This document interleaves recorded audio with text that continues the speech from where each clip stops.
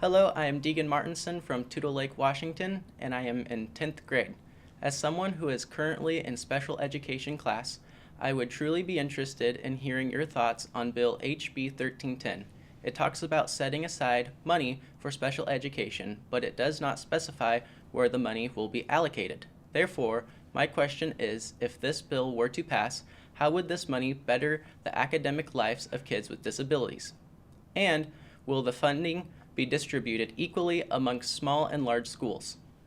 So the easy answer is funding is distributed on the number of children in special education wherever they are. So if big schools have a few students, that's the amount of money they would get, and if small schools had a lot, that's how they would get it. So what I do hope will happen, of course, is that my bill for special education will be the bill that moves forward, or the bill from the Senate, because we've done a lot of thinking about how this should happen. And we've removed the cap.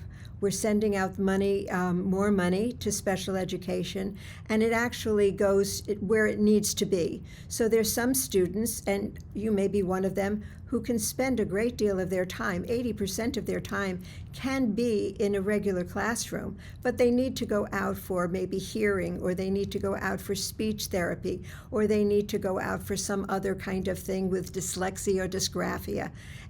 But the other times, they're with the rest of the kids. There are also some classrooms that are completely integrated, schools that are integrated that way, that all special ed kids, no matter how much help they need, are integrated. And then there is money where there are kids who are in a special ed classroom all day long because they really can't cope with the regular classroom. It is sometimes there's too many things coming their way. There's too much excitement. There's not enough calm and kind of clarity. It's just too much happening. And so the money does go where it needs to go according to the bill. I think we're sending out a great deal more money because a while ago the government said there were only about 13% of our population that needed special ed help. Now we acknowledge that it's much higher than that, at least 17%, and it may be higher. So the needs have to be addressed. And we do also, you haven't asked about it, but I would say it's really important that we intervene early. We know that kids who have needs in special education, when they're supported at age 3 or 4 or 5, oftentimes don't need additional help.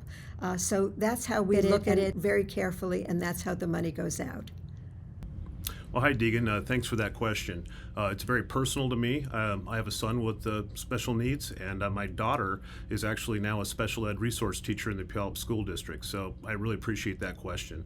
The House Republicans have been trying to get bills and to be able to bring more financial support to special needs for a while, and we're really excited about being able to sign on to HB 1310. With this bill, it removes the 16% cap that's currently in place for special education funding for schools.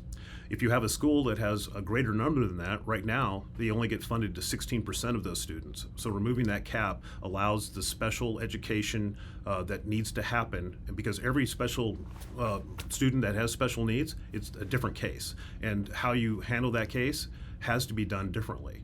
The other nice thing is that it's going to provide more funding by going from a roughly 2 times funding model to a 2.5 times funding model than what a student receives today.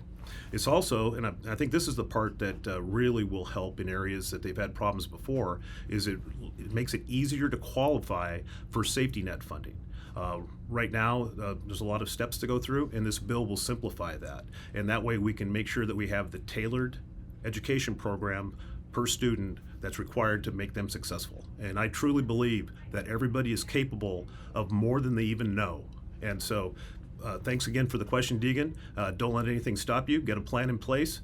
After you have your plan in place, set up goals and make it happen, because everybody's capable of doing much more than they even know they can.